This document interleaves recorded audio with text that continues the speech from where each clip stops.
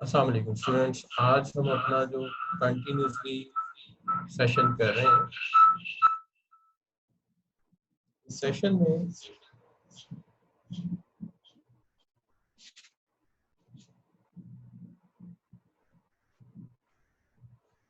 Session में हम बात करेंगे अपने कल के रिमेनिंग एक टॉपिक के ऊपर और उसके बाद हम आगे स्टार्ट करेंगे। आज का हमारा 15 सेशन इन रो है। इस सेशन के अंदर मैं आप लोगों से जिन चीज़ों को शेयर करूंगा, आज डिस्कस करेंगे, उसके अंदर सबसे पहले मैनेजमेंट बाय ऑब्जेक्टिव है, जिसको कल हमने थोड़ा सा एक्सप्लोर किया था लेकिन आगे काम थोड़ा सा पेंडिंग रह गया था। मिन्सबर्ग रोल ऑफ मैनेजर है, इसको तफसील से पढ़ेंगे। फ्लेक्सिबिलिटी पे आज थोड़ी सी बात करेंगे, ऑर्गेनाइजेशन फ्लेक्सिबिलिटी और डिसिप्लिन पे तक हम जाएंगे। जहां तक ताल्लुक है आज के हमारे काम का, इसमें सबसे पहले तो मैनेजमेंट बाय ऑब्जेक्टिव को लेते हैं। देखिए, जहां तक ताल्लुक है मैनेजमेंट बाय ऑब्जेक्टिव का, इसके अंदर हम सबसे पहली चीज जिसको पेश नजर रखते हैं वो ये है कि कल जैसे मैंने आप दोस्तों के साथ शेयर किया था कि होता ये है कि आम तौर पर जो है वो हम ये कहते हैं कि जी ऑर्गेनाइजेशन के एम मुख्तलिफ होते हैं और एम्प्लॉय के एम मुख्तलिफ होते हैं। दोनों अपने अपने मकासद के पेश नजर रहते हैं।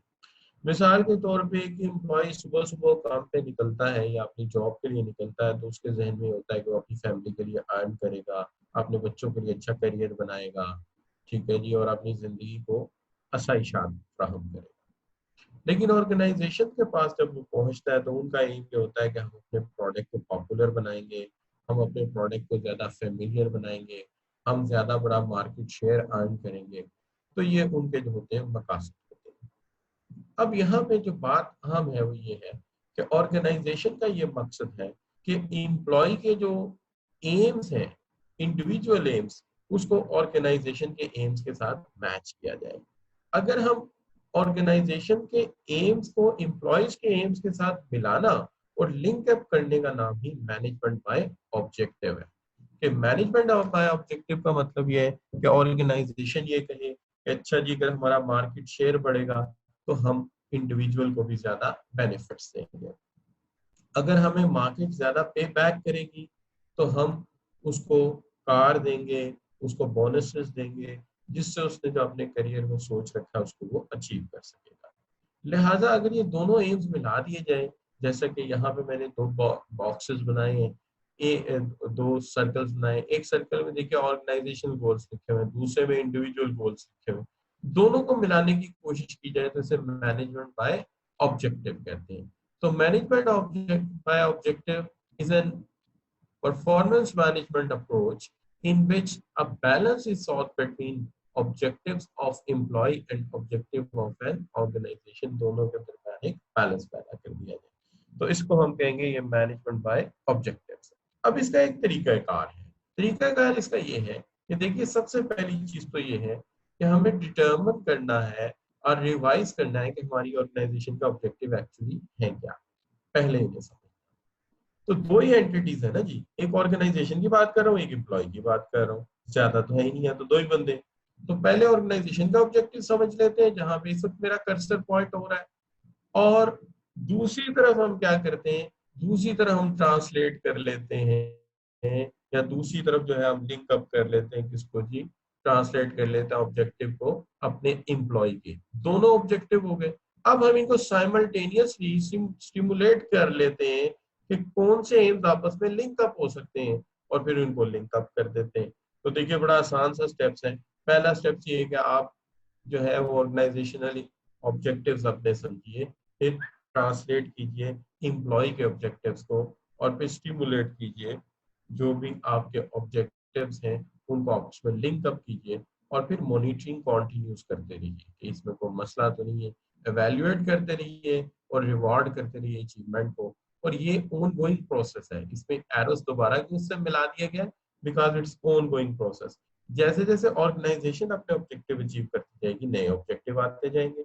इसी तरह एम्प्लॉयज भी जैसे जैसे ऑब्जेक्टिव अचीव करता जाएगा, उसकी जिंदगी में भी नए ऑब्जेक्टिव आते जाएंगे। लिहाजा ये प्रोसीजर जो है ये जारी रहेगा।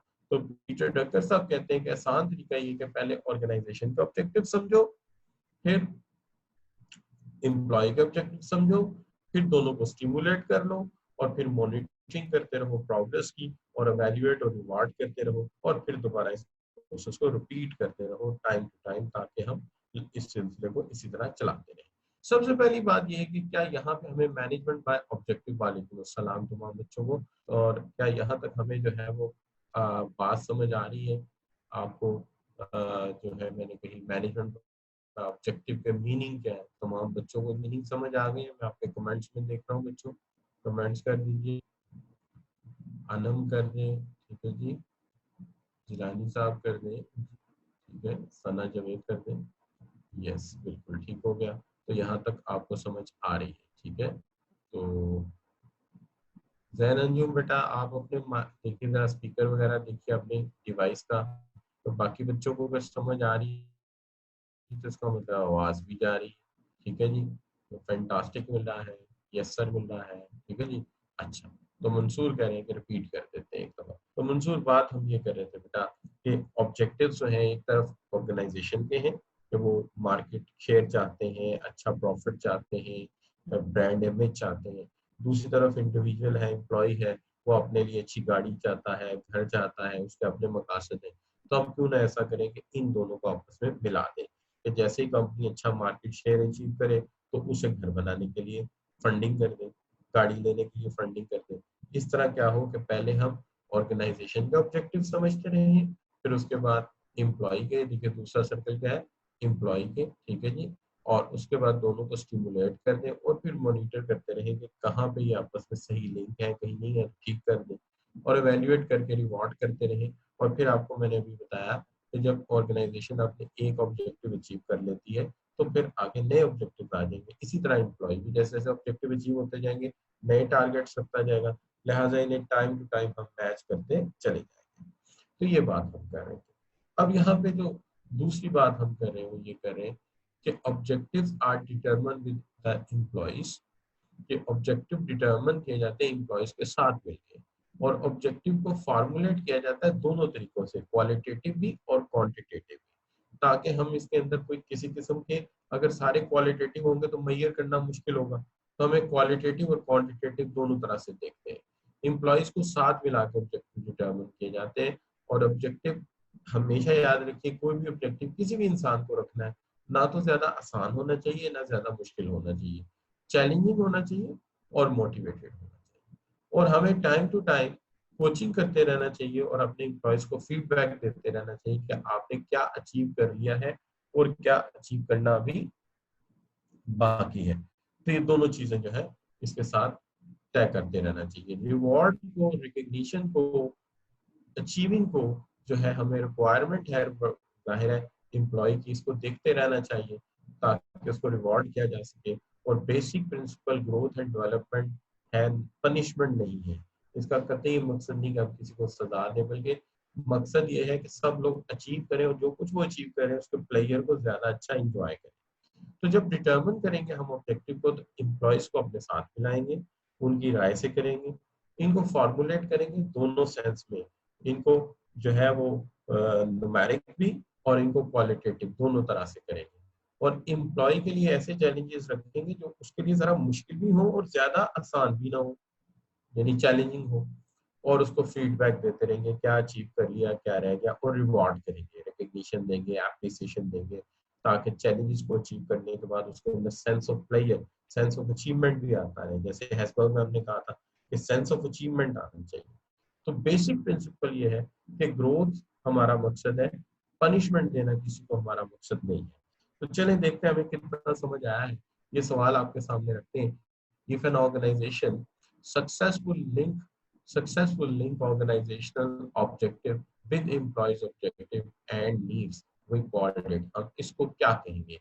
एक ऑर्गेनाइजेशन कामयाबी से अपने ऑब्जेक्टिव और एम्प्लॉय के ऑब्जेक्टिव को लिंक करती है, इस डेफिनेशन को आप क्या कहेंगे? तो सब बच्चों ने इसके लिए सी ऑप्शन चूज किया है, कायनात ने, जैन ने, अनम ने, ठीक है जी, खदीजा ने, सब बच्चों ने इसके लिए जो है, जोहर अब्बास ने, मंसूर अंसारी ने, तमाम बच्चों ने सी चूज किया है कि this is called management by objective.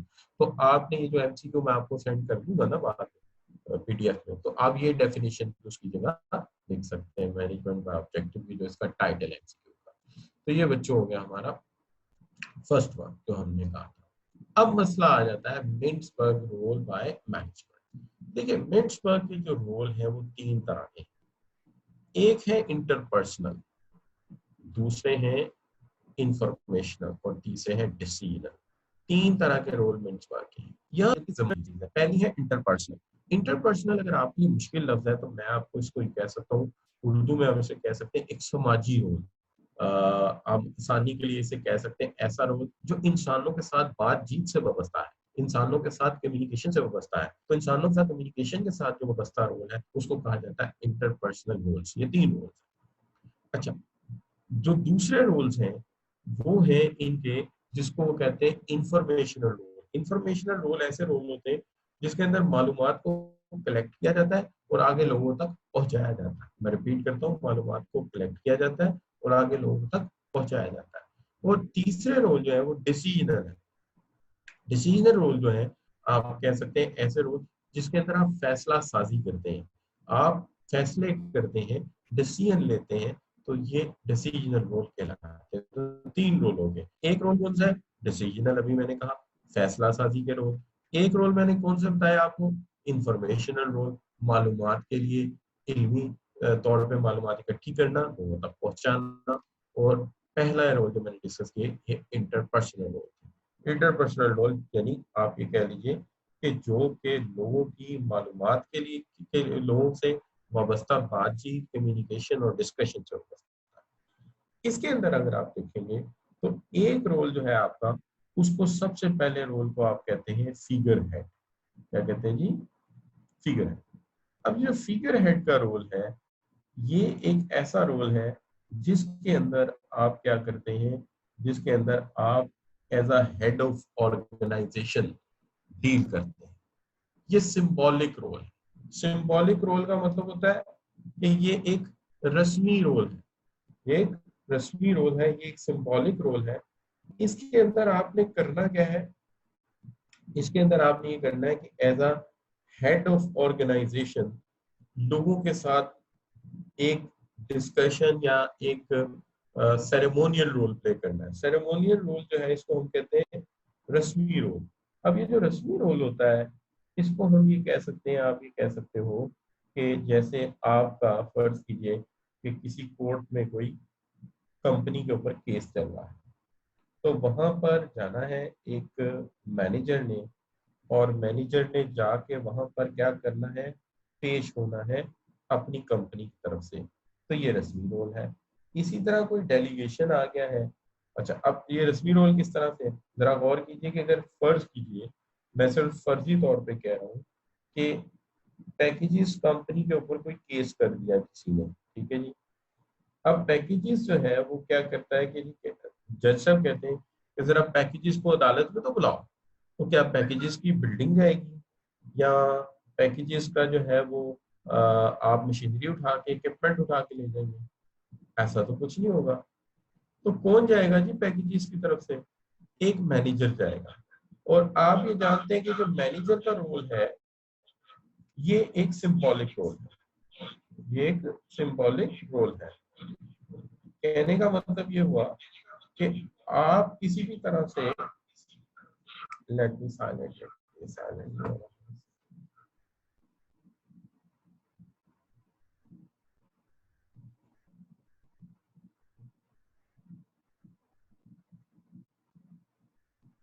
जी, तो मैं ये कह रहा था कि इसका जो मकसद है वो ये है कि हम ये कहें कि जनाब मैनेजर साहब जाएंगे, तो जाहिर है मैनेजर साहब जा रहे हैं वहां पे, तो कोर्ट ने कहा जी कि पैकेजेस को बुलाओ जरा अदालत में। तो अब मुझे जरा आप ये बताइए कि क्या पैकेजेस की बिल्डिंग जाएगी या वहां मशीनरी जाएगी?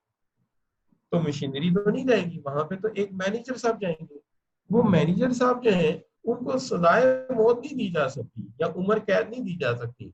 वो तो सिंबॉलिकली कहते हैं कि अच्छा जी पैकेजेस आ गया, अच्छा जी पैकेजेस की तरफ से ये मोहम्मद जमाल साहब आए हैं, ये रिप्रेजेंट कर रहे हैं, ठीक है जी। तो पैकेजेस को फाइन होगा और मैनेजर जाकर बता देगा जी ये पेनल्टी इम्पोज कर दी गई है। वो तो सिंबॉलिकली वहां गया था अपने इदारे को रिप्रेजेंट करने के लिए। तो ये रस्मी रोल होता है एक मैनेजर। इसी तरह रस्मी रोल जो है, सेरेमोनियल रोल ये होते हैं कि कोई डेलीगेशन आ गया है तो उसको वेलकम कहना है, अगर कोई डेलीगेशन जा रहा है तो उसको सी ऑफ करने तक बाहर जाना है, तो ये फिगर हेड का रोल होता है मैनेजर का। और ये रोल हमारी फैमिली में भी हमें आम नजर आते हैं। मिसाल के तौर पे फर्ज कीजिए कि यहाँ पे एक छोटी सी मिसाल लेते हैं कि जैसे ये हमारे स्टूडेंट है मंसूर अंसारी। मंसूर अंसारी साहब की बारात आ जाती है, शादी हो रही मंसूर साहब की बारात आ जाती है, तो उसको वेलकम कौन कहेगा? उसको वेलकम कहने के लिए जाहिर है फैमिली के बड़े आदमी जाएंगे। हो सकता है उनके दादाजी जाएं या अबू जाएं या नाना जी जाएं और जाके वेलकम करें। अब वो जो ग्रैंड फादर है, अगर देखा जाए तो उसूली तौर पे उनको आज के जमाने की बहुत सी बातें नहीं पता होंगी। हो सकता है हम उनसे वैसे किसी से मशवरा मांगे तो वो आज के जमाने के मुताबिक ना दें। लेकिन हम ये सुनने के लिए जो है फैमिली का सबसे बड़ा आदमी आया है, हालांकि कि बुनियादी तौर पे सारी जिम्मेदारी उन्होंने बेटों पे डाल दी हुई है। अच्छा बेटा, तू ही नहीं जाके लीजिंग एग्रीमेंट करने हैं, तू नहीं जाके प्रॉपर्टी को डील करना है। लेकिन सिंबॉलिकली आ जाते हैं, तो इस सिंबॉलिकल रोल को हम रस्मी रोल कहते हैं। यहाँ पे एक बात मैं रेक्टिफाई कर दूं, वो ये थी कि हमने ऐसे मिसाल ले ली, मंसूर अंसारी साहब की बारात आती है, बारात जाती है, लड़कों की आती नहीं है। जरा मेरे ज़हन में गलत आ गया क्या? अच्छा, तो हम ये कह देते हैं कि बारात जो है वो जानी है, तो जानिए तो वहां जो वेलकम करेंगे वो बड़े। इसी तरह ऑर्गेनाइजेशन में जब डेलीगेशन आते हैं तो उनको वेलकम कहने के लिए मैनेजर साहब जाते हैं। और जब वो वापस जा रहे होते हैं तो उनको पार्किंग लॉन्जेस तक छोड़ने के लिए, लॉन्ज तक छोड़ने के लिए जो है मैनेजर साहब जाते हैं, या हेलीकॉप्टर के पैड तक भी चले जाते हैं। तो वो जो वहां पे छोड़ने जाते हैं, अच्छा इसका डिसीजन से कोई ताल्लुक नहीं है। इसका किसी भी, ये कर्टिस रोल है, इसका डिसीजन से कोई ताल्लुक नहीं था। इसका ताल्लुक था कि आपकी ऑर्गेनाइजेशन कितने खुश अखलाक लोग हैं, कि वो कैसे डील करते हैं लोगों को। तो आई होप कि आपको क्लियर हुआ होगा कि फिगर हेड का रोल क्या है, या जो है ये रस्मी रोल क्या है। तो आई थॉट इट्स क्लियर। क्या ख्याल है बच्चों, फिगर हेड का रोल क्लियर है जी आपको, सब बच्चों को? जी ठीक हो गया, मोस्टली बच्चे कह रहे हैं ठीक है। अच्छा बच्चों, तो फिगर हेड एक रस्मी रोल है, वेलकम कहना, सी ऑफ कहना, इसका डिसीजन से कोई ताल्लुक नहीं। लेकिन अब अगला आ गया लीडर का रोल। जो लीडर का रोल है वो है टास्क एलोकेशन, जिम्मेदारी लगाना, कौन कौन सा काम करेगा, और अपनी टीम को फोस्टर अप करना, हायरिंग करना, ट्रेनिंग करना, मोटिवेट करना। अब देखिए, मोटिवेट करने के लिए बात करनी पड़ती है ना, डिस्कशन करनी पड़ती है। ट्रेनिंग में क्या होता है, डिस्कशन होती है, पता पड़ता है कौन सी चीज कैसे है। हायरिंग में क्या होता है, इंटरव्यू होते हैं, डिस्कशन होती है, टेस्ट होते हैं। तो ये सारे रोल कौन से हैं? ये इंटरपर्सनल रोल है मैनेजर के। तो as a leader he has to foster up his team, keep it up, उस मामले में मोटिवेट करके रखना, ट्रेन करके रखना, टास्क एलोकेट करना। तो ये रोल जो है, ये रोल किसका है? एज अ लीडर रोल है, और ये भी इंटरपर्सनल है। तो यह यहाँ पे ये सिंपल सा रोल है, मेरा नहीं ख्याल कि इसमें कोई मुश्किल होनी चाहिए आपको। अब जो इंटरपर्सनल रोल में तीसरा और इंटरपर्सनल रोल का आखिरी रोल है लियाजोन। लियाजोन क्रिएट करना जो है ये, या लियाजोन करना दूसरों के साथ जो है, ये क्या चीज है? ये एक ऐसा रोल है जिसके अंदर आप अपनी हायरार्की से बाहर जाके लोगों के साथ ताल्लुकात इस्तवार करते हैं, रिलेशनशिप बनाते हैं अपने ऑर्गेनाइजेशन के बेनिफिट के लिए। ठीक है जी, मैं रिपीट करता हूँ, लियाज़ोन के रोल के अंदर आप ये करते हैं कि आप अपनी हायरार्की से बाहर जाके ताल्लुकात इस्तवार करते हैं और रिलेशनशिप बनाते हैं बाहर के लोगों के साथ, लेकिन अपने फायदे के लिए नहीं, ऑर्गेनाइजेशन के फायदे के लिए। तो इसको आप ये कह सकते हैं कि development of network contact outside the chain of command through which information and favours can be traded of. मिसाल के तौर पे, मैं आपका एक मैनेजर हूँ, मैं अक्सर, ये देखिए ना, मैंने साइड पे एग्जांपल दी हुई है कि मैं लंच करने चला जाता हूँ सप्लायर के साथ या कस्टमर के साथ। अब ये लंच हो सकता है कंपनी ने स्पॉन्सर्ड किया हो कि जनाब बशीर साहब जरा एक लंच तो करके आए हमारे फलाफला सप्लायर के साथ या फलाफला कस्टमर के साथ। तो आप कहेंगे सर एडवांटेज या क्या इसके अंदर फेवर ट्रेड ऑफ होती है? फिर मैं सप्लायर से कह सकता हूँ यार वो फलाफला रॉ मटेरियल ना मुझे जल्दी चाहिए, मेरा कस्टमर मुझे बड़ा तंग कर रहा है, तो तुम्हारी मेहरबानी ये मटेरियल मुझे पहले दे। वो कहता है अच्छा यार ये ताल्लुकात है ना मेरे, वो कहता है अच्छा ठीक है मैं दे देता हूँ। अब वो मटेरियल दे देता है, फायदा किसका, ऑर्गेनाइजेशन का। लेकिन उसके बदले वो कहता है यार हमारा बड़े अरसे से वो जरा क्लियर करा। अब ये जो चीजें हैं ये क्या है, ये ट्रेड ऑफ हो रही, मैं कुछ फायदा दे रहा हूँ कुछ फायदा ले रहा हूँ, लेकिन मकसद क्या है, मकसद ये है कि एक अच्छा रिलेशनशिप बिल्डअप हो और उससे मैं फायदा उठाऊं। इसी तरह मैं अपने कस्टमर से कहता हूँ कि यार वो आजकल जरा कैश फ्लो में मसला है, तो ये हमारे बिल मैच्योर तो होने 2 हफ्ते बाद, लेकिन अगर थोड़ा सा अर्ली कैश हो जाए तो कहता है अच्छा यार कर देता हूँ, लेकिन जरा तुम भी चीज है हमें जरा जल्दी बना के भेज दो तो अच्छा है। तो इस तरह की फेवर एक दूसरे के साथ ट्रेड की जाती है, तो उसको हम कहते हैं ये रोल है लिहाज का। लेकिन ये अपनी हायरार्की में नहीं है, ये ऑर्गेनाइजेशन से बाहर जाके। अब यहाँ पे मैं सबसे पहले तो आपसे ये पूछना चाहूंगा कि क्या ये तीनों रोल हमें समझ आ गए। फिगर हेड रस्मी रोल, वेलकम कहना, सी ऑफ करना, लीडर के तौर पे लोगों को हायर करना, रिक्रूट करना, ट्रेन करना, मोटिवेट करना, लियाजों के तौर पे बाहर के लोगों से राब्ता रखना, और राब्ता करने के बाद उनके साथ जरा गपशप रखना और उससे ऑर्गेनाइजेशन के मकासद को हासिल करना और फेवर को ट्रेड करना। तो ये हमने कहानी यहाँ तक बात। अच्छा तो हम तमाम बच्चे जो है इसको यस सर कह रहे हैं, मंसूर अंसारी भी कह रहे हैं, ओप्पो के भी कोई स्टूडेंट है वो भी कह रहे हैं, तो मैं ये मान लेता हूँ कि ठीक है हमें ये समझ आगे जिन्होंने भी कहा। अब हम यहाँ पर जो बात कर रहे हैं उसको हम my sharing is cost for by let me send you again. अच्छा बच्चों, तो हम यहाँ तक पहुंच गए थे, we are reached our second, ये वाला, ये तो इसके अंदर हमने कहा जी इंटरपर्सनल रोल कंप्लीट हो गए, चलते हैं इंफॉर्मेशनल रोल। इसमें मालूमात इकट्ठी की जाती है और मालूमात आगे लोगों तक पहुंचाई जाती है। देखिए जब आप इंफॉर्मेशन इकट्ठी करते हैं तो मैनेजर का रोल यहाँ पे मॉनिटर का होता है, जैसे क्लास का मॉनिटर होता है, वो खड़ा हो जाता है क्लास में और उसको क्लास के पूरे हालात की खबर होती है कि कौन सा बच्चा बातें करता है, कौन सा बच्चा काम कर रहा है, तो ये मॉनिटर का काम।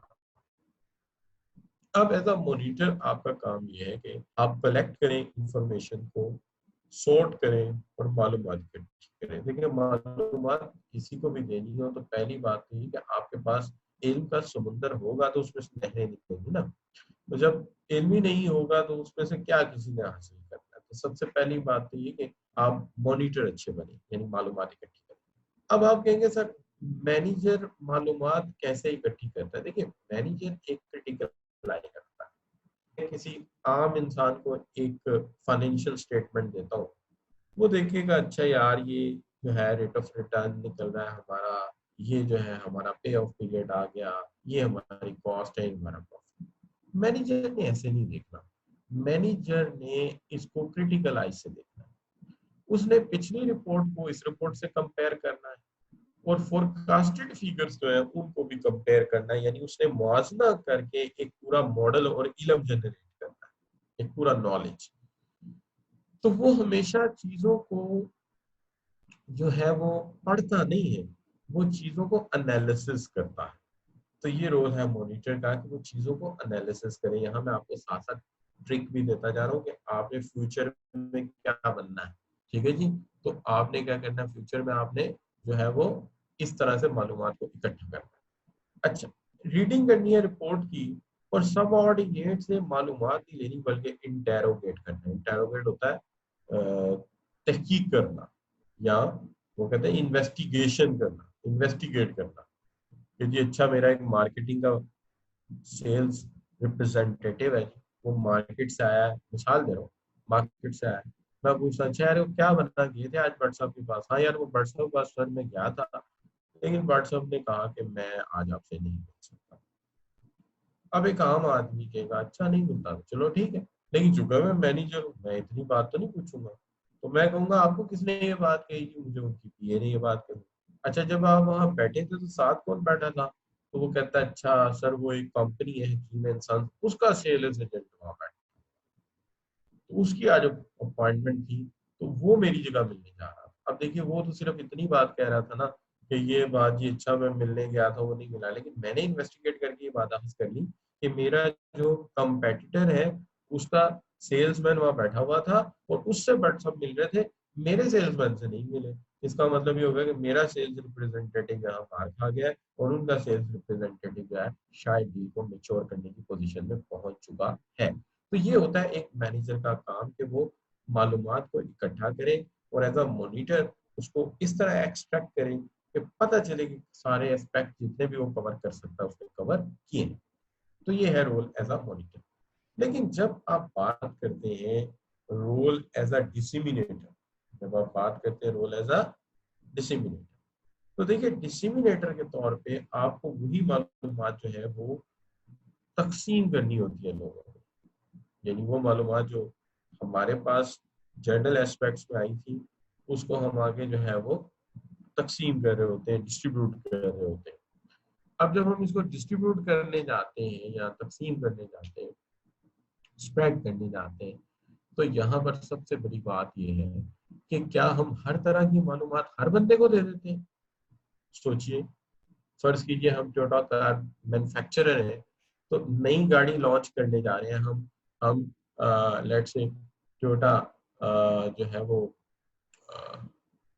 नई टोयोटा जो है लॉन्च करने जा रहे हैं। एक नई अभी लॉन्च हुई थी, मेरे ज़हन से उसका नाम निकल गया, योरस, टोयोटा योरस लॉन्च करने जा रहे हैं। तो योरस लॉन्च करने जा रहे हैं तो क्या मैं जाके बाहर चौकीदार से पूछूंगा कि बताऊंगा कि यार तुम्हें पता हम नई गाड़ी लॉन्च कर रहे हैं? Is it concern with the gatekeeper और security guard outside standing outside the company? No, ये तो हम काना बात होगी। बात ये है मालूमात इकट्ठी की जाती है भैया, लेकिन तकसीम की जाती है पासिंग थ्रू सम प्रिविलेज के मुताबिक दी जाती है कि मालूमात किसको देने वाली है। मार्केटिंग वालों को सिर्फ मार्केटिंग की इंफॉर्मेशन दूंगा, सेल्स वालों को सेल्स की इंफॉर्मेशन दूंगा, प्रोडक्शन को प्रोडक्शन से वाबस्ता मालूमात दूंगा। मालूमात सारी रखूंगा लेकिन हर इंफॉर्मेशन हर बंदे के लिए नहीं होती। आपको ये देखना पड़ेगा कि कौन सी इंफॉर्मेशन किसके लिए चाहिए उसको प्रोवाइड की जाए। लेकिन प्रोवाइड ना करना इस क्राइम, यानी जो जुर्म है वो ये है कि अगर आपके पास एक मालूमात थी और आपने वक्त पे प्रोवाइड नहीं की तो ये नुकसानदेह हो सकती है। और तो सबसे पहली बात ये है कि एज अ मॉनिटर सबसे पहला हमारा काम ये है कि हम इंफॉर्मेशन को कलेक्ट करें और एज अ डिसिमिनेटर हमारा काम ये है कि हम उस इंफॉर्मेशन को लोगों तक पहुंचाएं।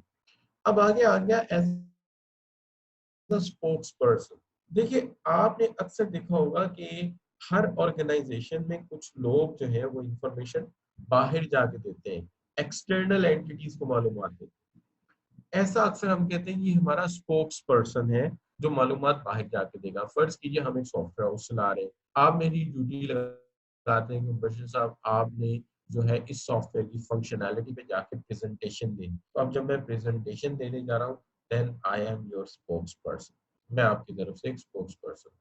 ये स्पोक्स पर्सन जो है ये पीआर कैपेसिटी में होता है। जैसे आपने देखा होगा आईएसपीआर, ठीक है ना, आईएसपीआर आर्मी का इदारा है जो पब्लिक रिलेशन को डील करता है और मालूमात प्रोवाइड करता है पब्लिक को, चूंकि हमें बहुत सारे फ्रस्ट्रेशन होते हैं मालूमात के। अच्छा जी बॉर्डर पे क्या चल रहा है, आजकल आपको पता है, अल्लाह ताला खैरियत रखे, कश्मीर के बॉर्डर पे बहुत ज्यादा मूवमेंट है, दुश्मन हैवी मार्टर गन से फायर करता है और आए दिन हमारे शहरी जो है वो निशाना बनते हैं।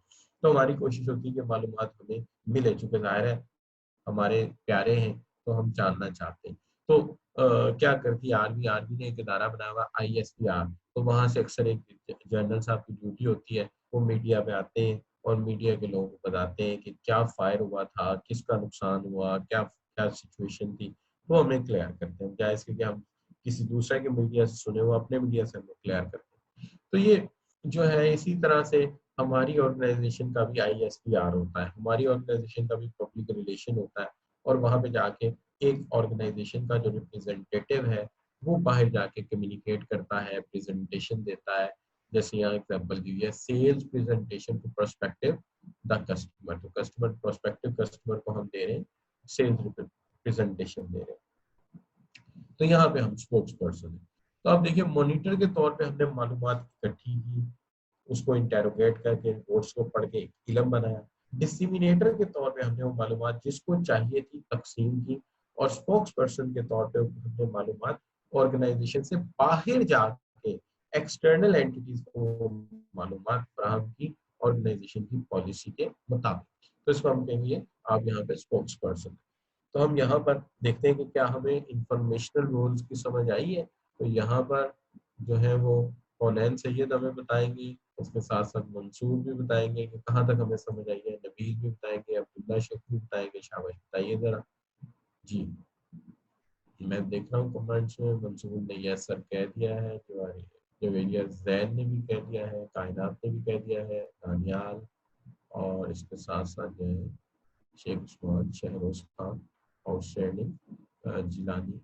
थैंक यू बच्चों, थैंक यू, बहुत शुक्रिया, बहुत शुक्रिया। अच्छा बच्चों, तो ये डन हो गया जी। अब दो बातें डन हो गई। एक जो हो गए उनके जनाब डिस्कशन होगी हमारी किसके ऊपर जी, उनके जो है वो इंटरपर्सनल लोगों से वाबस्ता, ठीक है जी। और दूसरे डिस्कस हो गए कौन जी, इंफॉर्मेशनल रोल। अब चलते हैं हम फैसला साजी की तरफ, डिसीजनल रोल्स ऑफ मैनेजर। देखिए डिसीजनल रोल के अंदर सबसे पहले लिखा हुआ एंटरप्रेन्योर। एंटरप्रेन्योर का वर्ड नया है जी आपके लिए। अगर आप कहेंगे नया है, मैं बहुत नाराज हूँ इसलिए कि एंटरप्रेन्योर का वर्ड याद कीजिए, आपने इकोनॉमिक्स में पढ़ा था 4 फैक्टर्स ऑफ प्रोडक्शन। उसके अंदर लैंड, लेबर, कैपिटल, और चौथा फैक्टर इंटरप्राइज या एंटरप्रेन्योर था, याद कीजिए। उसमें आपने क्या कहा था कि एंटरप्रेन्योर चौथा फैक्टर है और इसका काम क्या है, इसका काम ये कि बाकी फैक्टर्स को काम पे लगाना, प्रोडक्ट का ब्रांड डेवलप करना, बिजनेस को लॉन्च करना और सक्सेसफुल बनाना। तो जनाब ये वही तो लिखा हुआ है कि क्या manager should looking continuously problem and opportunities. Manager का काम ये है कि प्रॉब्लम्स को देखता रहे, उन्हें अपॉर्चुनिटीज को देखता रहे, प्रॉब्लम्स को अपॉर्चुनिटीज में कन्वर्ट करता रहे। When situation require improvement are discovered. तो इस सेंस में क्या करता है, launching a new idea, introducing new procedure to cut the cost. तो यहाँ आप जिद्दत या एंटरप्रेन्योर का काम कर रहे हैं। ये देखिए बच्चों, आज का जमाना ये है, जरा देखिए 86 की कोरोला पे बैठी है, 72 की कोरोला मैंने देखी हुई है अपनी आंखों से। अच्छा, अब आज की गाड़ी को देखे, उस गाड़ी को देखे, तो एंटरप्रेन्योर क्या करते रहे, वक्त के साथ साथ प्रोडक्ट में नई लॉन्चिंग लाते रहे, उनके अंदर नए नए आइडियाज ऐड करते रहे, उनके अंदर नई नई जिद्दतें लाते रहे। इसी तरह यहाँ पे भी नई से नई लेटेस्ट इन्वेस्ट, जो भी लेटेस्ट डेवलपमेंट होती है, उसको हम हिस्सा बनाते हैं अपने अपनी जो क्रिएटिव थिंकिंग है उसका। और वहां पे हम क्या करते हैं, वहां पे हम ये करते हैं कि नए प्रोसीजर और नए सिस्टम लाते हैं। आप जरा सोचिए, एक गाड़ी 20 साल से एक ही डिजाइन को खरीदेगा, कोई भी नहीं खरीदेगा। एक एयर कंडीशनर है, पिछले 5 साल से एक ही मॉडल में आ रहा है, कौन खरीदेगा जी उसको। आज तो जमाना है कि एक बंदा कहता है जी मैंने एसी बनाया, दूसरा कहता है जी मैंने इसको क्रोम कर दिया, तीसरा आता है जी मैंने इसको जी जो है वो मोबाइल ऐप इसके अंदर अटैच कर दिया है, चौथा आता है जी मैंने इसके अंदर हीटर भी एडजस्ट कर दिया है जी, आप ये सर्दियों में भी काम करेगा, गर्मियों में करेगा। तो आजकल तो एंटरप्रेन्योरशिप का जमाना है कि ब्रांड को डेवलप करो, ब्रांड को इंट्रोड्यूस कराओ, और नई से नई जिद्दत लाओ और बिजनेस को डेवलप करो। ये भी मैनेजर का काम, अपॉर्चुनिटीज को अवेल करो, ठीक है जी। अच्छा, और अब आज का जमाना तो है ही एंटरप्रेन्योरशिप का। आप देखिए, अगर मैं आपसे कहूँ कौन सी गवर्नमेंट डेवलप है, छोड़ दीजिए डेवलपमेंट इकोनॉमिक्स को, मैं आपको एक छोटी सी बात बताता हूँ बिल्कुल नए तरीके से। आज आप जरा गूगल में जाके लिखें दी top 100 brands of the world, top 100 brands of the world. तो बच्चों, ब्रांड और उसकी वर्थ के साथ साथ लिस्ट आ जाए, कीजिएगा, ये प्रैक्टिस जरूर कीजिएगा। इससे आपको जो बिजनेस वर्ड है उसकी कुछ अलिफ बे समझ आएगी और आपको बिजनेस वर्ड के बारे में बोलना आ जाएगा। तो top 100 brands of the world, तो दुनिया में जो 100 top brands according to worth, उनकी लिस्ट आ जाए। तो बच्चों, जिस मुल्क के उसके अंदर 6 ब्रांड होंगे ना, 6 ब्रांड इनसाइड दैट, वो डेवलप कंट्री होगा। जय मेरी बात, मैंने मुशाहिदा कर लिया। तो आज ब्रांडिंग का जमाना है, एंटरप्रेन्योरशिप का जमाना है। जिसने एंटरप्रेन्योरशिप सीख ली, वो बेवकूफ बना सकता है पूरी दुनिया को। अच्छा सॉरी, बिजनेस जनरेट कर सकता है, बेवकूफ छोड़ दीजिए। अच्छा, मैं आपको छोटी सी बात कहता हूँ, है मजाक की बात। देखिए, आप बर्गर तो खाते हैं ना, बर्गर क्या हो, मैं बर्गर को आज भी एक लेमैन हूँ, सादा सा आदमी हूँ मैं बर्गर को बन टिक्की कहता हूँ। एक बंद है, उसके अंदर टिक्की लगी हुई है, यही है ना जी, चिकन पीस रख दिया होगा, ये बर्गर है। ठीक है जी। अच्छा, सिर्फ बन टिक्की बनाने में अमेरिका के कितने ब्रांड हैं, कभी गिने आपने? मैकडोनल्ड्स नंबर 1, नंबर 2 जनाब उनका KFC, नंबर 3 उनका हार्डीज, नंबर 4 उनका बर्गर किंग, सबवे भी तकरीबन वही चीज है, सबवे भी तकरीबन वही चीज है। तो सोचिए कि बंटी की बनाने में यार 5 से 6 ब्रांड उन्होंने टॉप 100 ब्रांड में रख दिए। एंटरप्रेन्योरशिप भी तो आया, और कमाल क्या है, यही तो कमाल है। और अल्लाह ताला ने हमें क्या दे रखा है, बिरयानी हम टॉप क्लास हमारे मुल्क में बनती है। अच्छा जी, चिकन टिक्का, अच्छा फिर उसके बाद जनाब आप गिनते जाइए मुतय्यन, इतनी बेस्ट डिशेज है, बर्गर तो इसके मुकाबले में कोई चीज ही नहीं है। अच्छा, तो क्या है हमारी ब्रांडिंग, कहाँ है हम एंटरप्रेन्योर, कहाँ है पूरी दुनिया में पाकिस्तानी टेक अवे? आप कहेंगे सर बर्गर आराम से बन जाता है, बिरयानी मुश्किल से बनती है, तो भाई चाइनीज खाने आराम से बन रहे हैं, तो चाइनीज टेक अवे तो पूरी दुनिया में फैले हुए हैं। तो चाइनीज तो खाते भी क्या है, आपको पता ही है, they are eating frog, scorpions और वो snakes, ये खाते हैं ना। लेकिन वो क्या करते हैं, जिस जगह जाते हैं वहां के कल्चर का मीट ऐड कर देते हैं, अपने वाला गायब कर देते हैं। लो जी, चाइनीज टेक अवे हो गया आपके मुल्क में, the Pakistani takeaways. So thing is this कि we haven't worked on entrepreneurship. हमारा मेन प्रॉब्लम ये है आज कि दुनिया के जो मल्टीनेशनल है उसके अंदर हमारा नाम नहीं है, ब्रांडिंग में हमारा नाम नहीं है।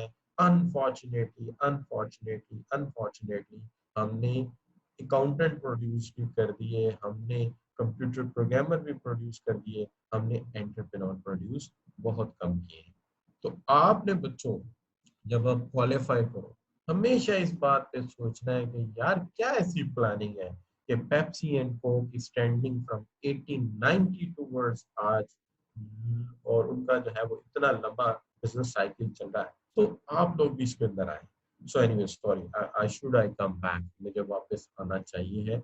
तो मैं ये कह रहा था कि एंटरप्रेन्योर वो है जो जिद्दत को अख्तियार करे, एक ब्रांड नेम डेवलप करे, उसके साथ बिजनेस को लॉन्च करे, नए आइडियाज को। तो ये मैनेजर का ही काम है, और किसका काम? अब आगे आ जाता है डिस्टर्बेंस हैंडलर। देखिए जो डिस्टर्बेंस हैंडलर है, मैनेजर जो है, कोई बड़ा मसला हो जाए जो उससे निचले ओहदों के बस की बात ना हो, आगे बढ़े, टेक ओवर करे, जिम्मेदारी ले और उस डिस्टर्बेंस को हैंडल करे। वो क्या हो सकती है, एग्जांपल है कि एक बहुत बड़ी स्ट्राइक हो गई, लेबर के साथ कोई ग्रेवेंसेस हो गए, स्ट्राइक हो गई, तो मैनेजर साहब आगे बढ़े, निगोशिएट करें, गपशप करें और उस मसले को रिजॉल्व करें। तो ये उनका रोल है एज अ डिस्टर्बेंस हैंडलर। या कोई बहुत बड़े प्लांट के अंदर कोई कॉन्ट्रेक्चुअल एरर हो गया है, हमें आफ्टर सेल सर्विसेज नहीं मिल रही, तो मैनेजर साहब आगे बढ़े, उस डिस्टर्बेंस को इस तरह से टैकल करें कि ऑर्गेनाइजेशन का लॉस कम से कम हो। तो ये बच्चों बड़े बड़े काम हैं। तो एक होगा उसका एंटरप्रेन्योर रोल, नए आइडियाज लाना, नए प्रोडक्ट लॉन्च करना, नए प्रोसीजर बनाना, नए सिस्टम बनाना। डिस्टर्बेंस हैंडलर के तौर पे कोई बड़ा मसला हो गया उसको हैंडल करना, और रिसोर्स एलोकेटर के तौर पे रिसोर्स को एलोकेट करना। देखिए बजट सबसे बड़ी एग्जांपल है कि बजट बनता है तो अपने सब यूनिट्स को रिसोर्स एलोकेट किए जाते हैं, लेकिन यहाँ बड़ी इंटेलिजेंटली चीज उसके पास वो होनी चाहिए जिसको जरूरत है। अगर आज हम सारे फाइटर उठा के आर्मी को दे दो, टैंक्स उठा के एयरफोर्स को दे दो, तो हम जंग जीत सकते हैं? नो। फाइटर एयरफोर्स को चाहिए, टैंक्स आर्मी को चाहिए। इसी तरह हमारे बिजनेस ऑर्गेनाइजेशन में एक बड़ा हैवी इक्विपमेंट प्रिंटर मार्केटिंग को दे। अकाउंटिंग एंड फाइनेंस को आप एक जेट अच्छा प्रिंटर भी दे देंगे, काम चल जाएगा। क्यों? वहां जो प्रिंटिंग होनी है काम है, मार्केटिंग में प्रिंटिंग ज्यादा होती है। HR को प्रिंटर चाहिए, अच्छा प्रिंटर दे, तो इक्विपमेंट हमें पता होना चाहिए कौन सा किसको देना है। ठीक है जी। अकाउंट्स वालों के लिए गाड़ियां जरूरी है, मार्केटिंग वालों के लिए गाड़ियां जरूरी है, मोबाइल मार्केटिंग वालों के लिए इससे ज्यादा जरूरी है, फाइनेंस वालों के लिए लैपटॉप अच्छे जरूरी है। तो इसका मतलब ये है कि हमें ये पता होना चाहिए कि लैपटॉप फाइनेंस वालों को देने हैं, मोबाइल मार्केटिंग वालों को देने हैं। तो वसाइल जब आए तो रिसोर्सेज की तकसीम एक्सपेंडिचर की ऐसे करें कि जैसे हमने पढ़ा था, कम से कम रिसोर्सेज के अंदर ज्यादा से ज्यादा बेनिफिट लिया जा सके। अच्छा, और आखिरी चीज है निगोशिएटर। देखिए ये आगे चल के पूरा चैप्टर मैं आपको पढ़ाऊंगा, आपके कोर्स में है कि आपको एक अच्छा निगोशिएटर बनाना है, गुफ्तो शनीद करने वाला इंसान, एक ऐसा इंसान जो जब बार्गेन करने जाए, जब किसी के साथ डील करने जाए, तो बंदे को ऐसे जैम कर दे कि जैसे बंदा नहीं कोई खंबा है, मैंने हिले नहीं देना, पॉल की तरह, ये मैंने तुम्हें स्ट्रिक्ट कर दिया। बात इस तरह से करे कि उसको अपने पॉइंट पे रोके। तो ये हमने आपको आर्ट सिखाना है। तो निगोशिएटर का मतलब ये है कि जब आप जाते हैं, लेट से मैं आपको भेजता हूँ सप्लायर के पास, लो जी हमारी बातचीत चल रही है, मुझे फला फला टाइप के जो है ना जी मेटल मेटल स्टेप्स चाहिए। आप मेटल स्टेप्स लेने जाते हैं, कंपोनेंट है पार्ट लेने जाते हैं, बातचीत चल रही है। अब वहां पे आप जाके उसके साथ बात इस तरह से करेंगे कि मसले को आप रिजॉल्व कर सकें। तो आप हमारी तरफ से निगोशिएटर हैं। क्यों? आप प्राइस तय करके आएंगे, क्वांटिटी तय करके आएंगे। तो इस वक्त अल्लाह ताला ने आपको 3 रोल इकट्ठे दे दिए। जब आप मेरी तरफ से निगोशिएट करेंगे तो आप फिगर हेड भी, ऑर्गेनाइजेशन को रिप्रेजेंट कर रहे हैं, फिगर हेड। आप कुछ बातें अपनी जाके बाहर बताएंगे कि ये किस तरह का इक्विपमेंट हमारे किस जगह लगता है, तो अंदर की बात बाहर करेंगे।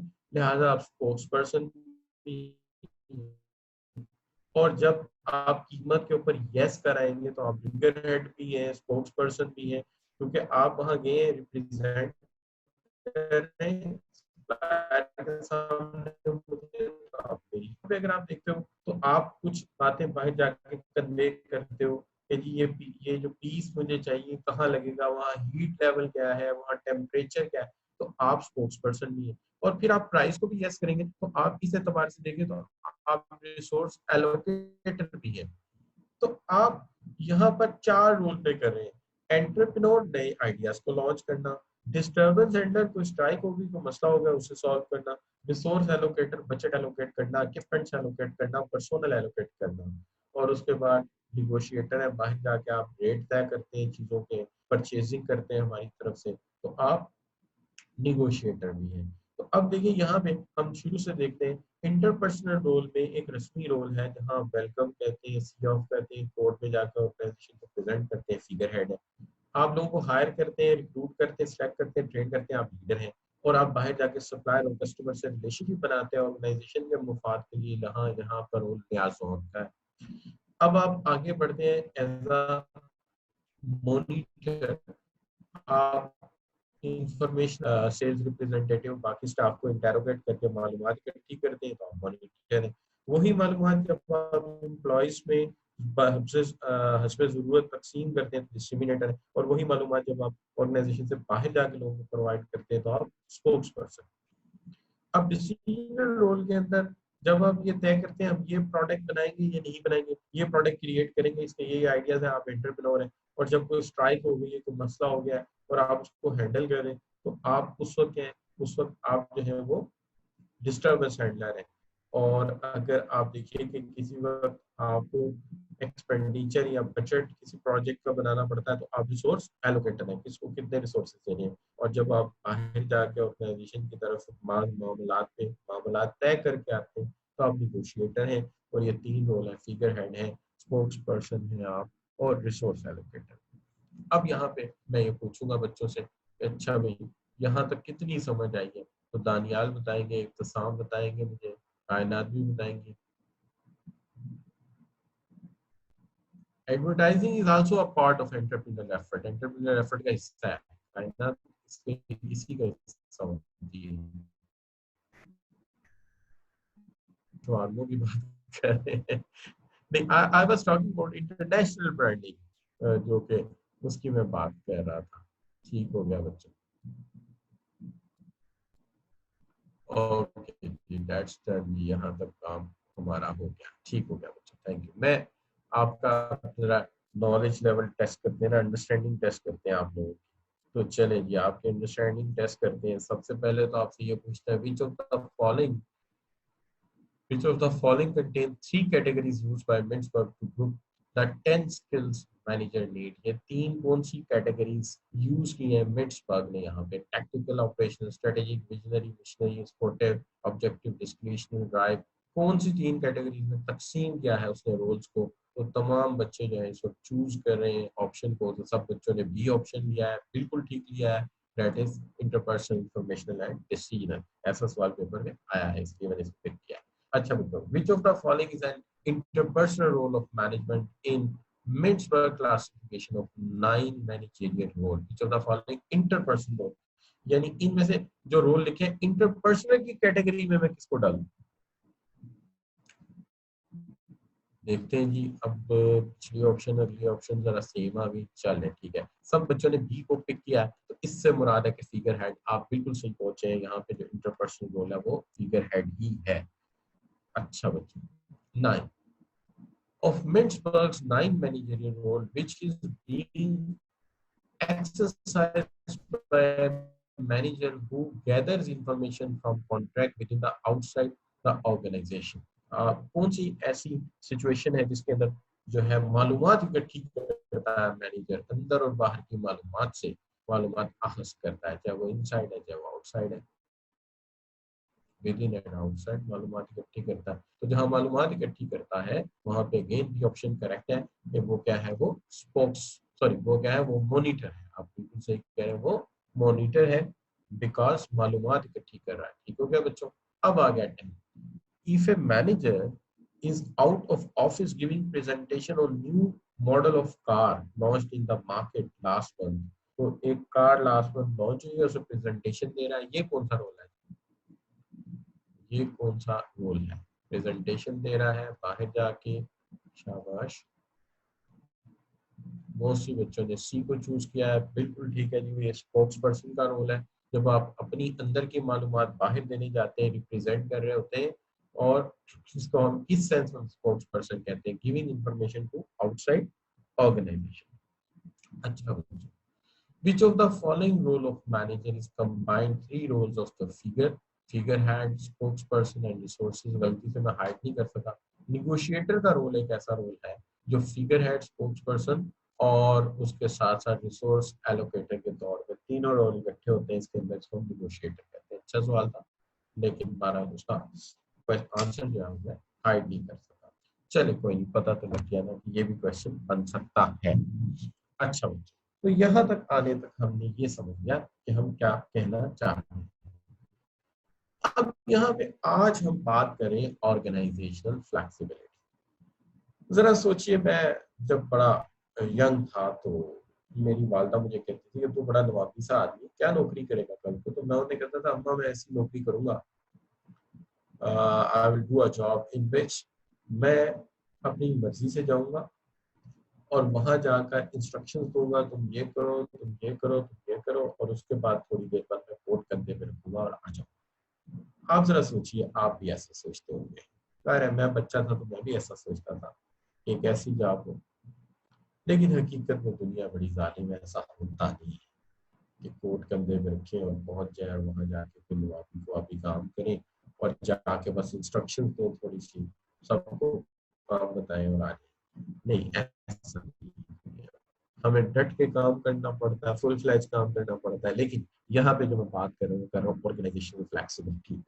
ऑर्गेनाइजेशनल फ्लेक्सिबिलिटी ये है कि ऑर्गेनाइजेशन easily adapt करे to size, structure and feedback of human resources and also resource and expense that are needed for reaching objective goals। की ऑर्गेनाइजेशन इस तरह से फ्लेक्सिबिलिटी दे, फीडबैक दे, रिसोर्सेज प्रोवाइड करे अपनी वर्क फोर्स को, ताकि जो मकासद है उनकी दोनों साइड से, इंडिविजुअल के भी ऑर्गेनाइजेशन के भी, इस मामले में फ्लेक्सिबिलिटी है। ज्यादा बात हमें समझ आ जाएगी नेक्स्ट स्लाइड से।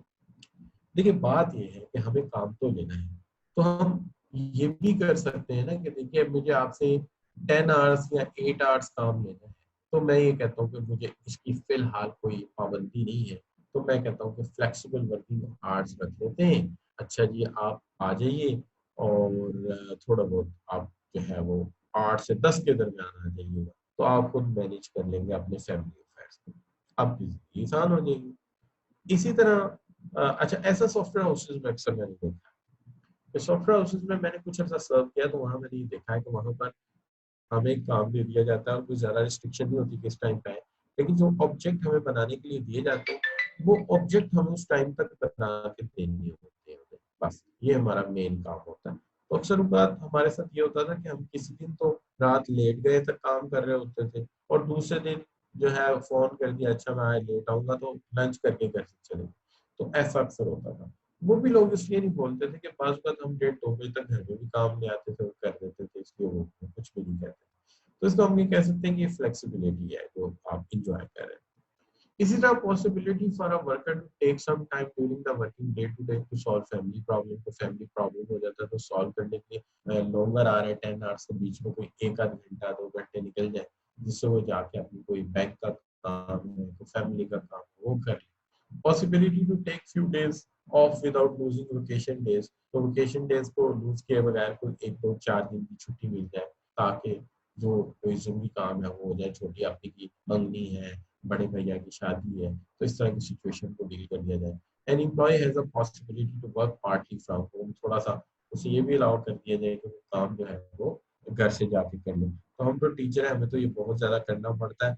अलबत्ता हमारी फैमिलीज को ये पसंद नहीं है कि पहले हम वहाँ 7 8 10 घंटे काम करते हैं, फिर अक्सर बात क्वेश्चन पेपर्स, शीट्स और इस तरह की चीजें घर आ जाती हैं, इनको भी देखना हमने, तो खासी फैमिलीज नाराज होती है। लेकिन बहरहाल ये भी एक फ्लेक्सिबिलिटी है कि जो काम ऑफिस में बैठ के करना है वो आप घर ले जाएं, और घर जाके with a cup of T जो फैमिली बैठ के साथ साथ गपशप करते रहे, साथ साथ छोटा छोटा काम करते रहे। All employees can work at shift, आप डिफरेंट शिफ्ट में काम कर सकते हैं, तो फिर शिफ्ट भी शफल की जा सकती है बाहर से जरूरत है कि कभी आपको जरूरत है दिन की, आपने नाइट शिफ्ट कर ली, तो इसमें कुछ रद्द बदल किया जा सके। और when employees choose that hours are best for them, के जो आवर्स उनके लिए बेस्ट है, तो अगर सिलेक्टेबिलिटी पॉसिबल हो तो स्केड्यूल अकॉर्डिंगली कर दिया जाए। तो इसको हम कह सकते हैं, ये क्या है, ये फ्लेक्सिबिलिटी है। और आप ये कह सकते हैं कि इसका सेवरल ऑफ डे अगर ऑफिस की जरूरत पड़ जाए तो वो भी दिया जा सके, आपस में एक्सचेंज किया जा सके ड्यूटीज को। तो इस तरह की जो सिचुएशन है इसको हम कह सकते हैं कि ये फ्लेक्सिबिलिटी पॉसिबिलिटी हो सकती है ऑर्गेनाइजेशन में। अगर इस तरह की जॉब अगर बंदे को मिल जाए तो यकीनी तौर पर बहुत इंजॉय करेगा काम को। और मेरे नज़दीक जो और मैनेजमेंट थ्योरीज और रिसर्चर भी यही कहते हैं कि ज्यादा हार्ड वर्क करेगा बंदा। तो आप इसको सम अप ये कर सकते हो कि ऑर्गेनाइजेशन फ्लेक्सिबिलिटी का मतलब ये है कि अकोमोडेट करना वर्कर को according to his availability and suitability which is suited to both employee and organization to achieve objectives। तो ये हमारा मकसद है इसके अंदर। अब यहाँ पे हम जरा देख लेते हैं कि एम्प्लॉय फ्लेक्सिबिलिटी या ऑर्गेनाइजेशनल फ्लेक्सिबिलिटी आपको समझ आई है बच्चों? जी, अकील बताएंगे, आमना बताएंगी, अब्दुल्ला, इब्तिसाम बताएंगे।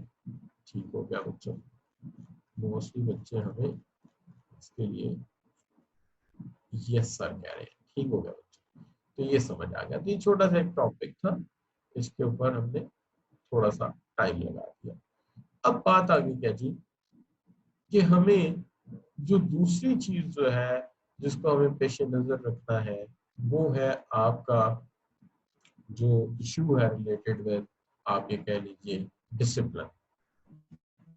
देखिए डिसिप्लिन बड़ी इंपॉर्टेंट चीज है। अगर आप मुझे कहें तो मैं आपसे ये कहूंगा कि सबसे जरूरी है डिसिप्लिन लाइफ के अंदर। जैसे अगर आप अपने घर में आते हो और आपकी लाइफ में डिसिप्लिन नहीं होगा तो आप सक्सेस नहीं हासिल कर सकते। मिसाल के तौर पे नॉर्मल रूटीन में एक बच्चा घर आता है, वो अपनी बाइक की कीज या गाड़ी की गाड़ियां जो चाबियां हैं वो प्रॉपर जगह पे नहीं उसको लटकाता, जो हैंग लगा हुआ है उसके ऊपर, और कपड़े जो है प्रॉपर जगह पे नहीं रखता, शूज नहीं रखता, बुक्स को बुक्स रैक पे नहीं रखता, पेन को पेन की जगह पे नहीं रखता, तो अगले दिन रात को जब पढ़ने बैठेगा तो चीजें इकट्ठी करने में आधा घंटा जाया करेगा। और अगर रात को नहीं रख के सोया तो सुबह जॉब पे जब निकलेगा या काम के या पढ़ने के लिए निकलेगा तो फिर वही मामला होगा कि कहीं शूज मिसिंग होंगे, कहीं पेन मिसिंग होगा, फिर वो नाराज भी हो रहा होगा कि यहाँ जो चीज रखो इधर उधर हो जाती, पूरी फैमिली भी भाग के मदद करना चाहे तो नहीं कर सकती। तो अगर हम अपनी लाइफ में डिसिप्लिन नहीं लाएंगे तो फिर हम किसी भी सक्सेस को हासिल नहीं कर सकते। इसी तरह ऑर्गेनाइजेशन है, ऑर्गेनाइजेशन भी कहती है कि हमने कुछ रूल्स बनाए हैं, पॉलिसीज बनाई हैं, अगर इसे एडहेरेंस नहीं करते लोग, लोग इनको नहीं मानते, तो किसी भी तरह से ऑर्गेनाइजेशनल सक्सेस पॉसिबल नहीं हो सकती। इसलिए वो कहते हैं कि discipline means a prescribed conduct और पैटर्न ऑफ बिहेवियर। डिसिप्लिन ये है कि हमने जैसे एक प्रिस्क्राइब कंडक्ट बता दिया, एक आइडियल तरीका कार, एक आइडियल अमली नमूना तुम्हारे सामने रख दिया, प्रिस्क्राइब कंडक्ट रख दिया, पैटर्न रख दिया, अब तुम्हें इसके मुताबिक चलना है। Discipline at workplace can be defined as adherence to company policies. इस डिसिप्लिन का मतलब यह है कि कंपनी की पॉलिसीज के मुताबिक काम होगा, रूल्स रेगुलेशन और प्रोसेसेस जो हैं किसी को भी लेट डाउन नहीं किया जाएगा, बल्कि हर एक को आप प्रॉपर तरीके से फॉलो करेंगे। This is what we called a discipline. So discipline means के हमें एक तयशुदा अमूर के मुताबिक आइडियल सिचुएशन में पॉलिसीज को, रूल्स और रेगुलेशंस को मानना, और हमें किसी भी तरह से रूल्स रेगुलेशन और पॉलिसीज को लेट डाउन नहीं करना, बल्कि उनके साथ एडहेरेंस करना। This is what we call discipline. अब डिसिप्लिन जो है इसको हम कहते हैं as in the discipline of management along a set rules.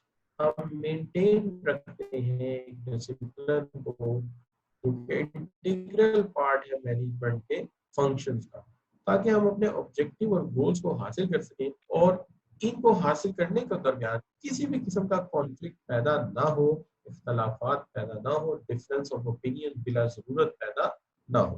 तो ये हमारा मकसद होता है। यहाँ पे अगर आप देखें तो कुछ जरा मजीद वजाहत के लिए कुछ रूल्स और डिसिप्लिन है। क्या मसला क्या है? मसला ये है बच्चों, यहाँ पे जो इशू है वो क्या है? देखिए, rules will normally cover issues. क्या इश्यूज कवर करते हैं? कौन से रूल्स है, किस लिए बनाए गए? देखिए, एक तो बात ये time keeping and quality arrangement कि टाइम कीपिंग की जाए, कि हर बंदा जब मिल जाए जॉब पे आ रहा हो।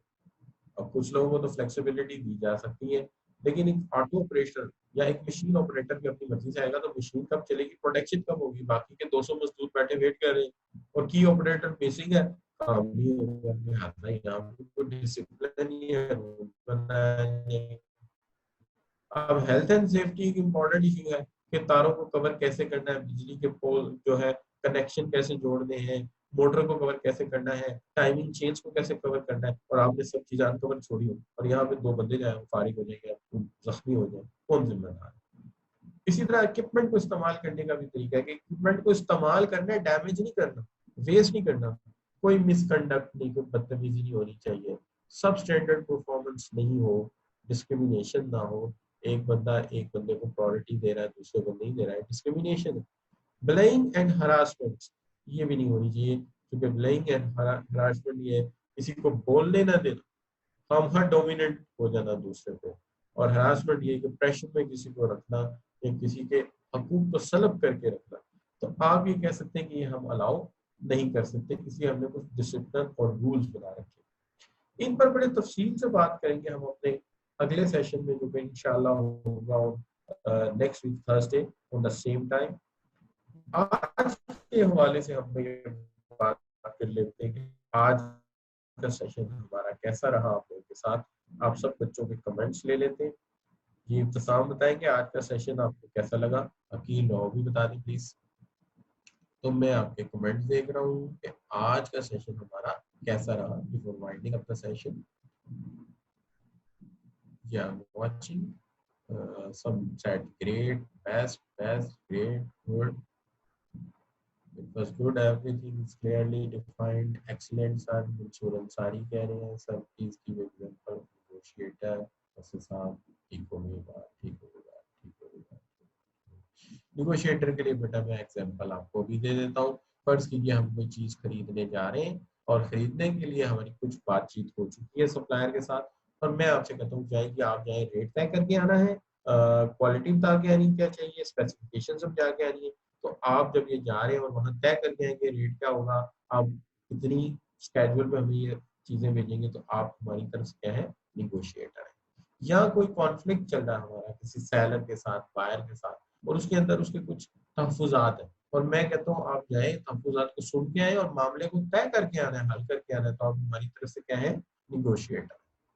ठीक हो गई बात। आसान एग्जांपल ये है कि ताया अबू के बच्चे के साथ आपके छोटे भाई की लड़ाई हो गई, अम्मा कहती है कि जाओ जरा बेटा ये इशू तय करके आओ, सुलह करा के आनी। तो आप इश्यूज को तय करने गए तो आप अपनी फैमिली की तरफ से क्या हो, निगोशिएटर। तो ये बच्चों हो गया निगोशिएटर का मामला। यहाँ पे आज का लेक्चर हम वाइंड अप कर देते हैं। Thank you very much for your part appreciation. अल्लाह हाफिज, और आप सब बच्चों से इंशाल्लाह जुमेरात को मुलाकात होगी। Thank you very much.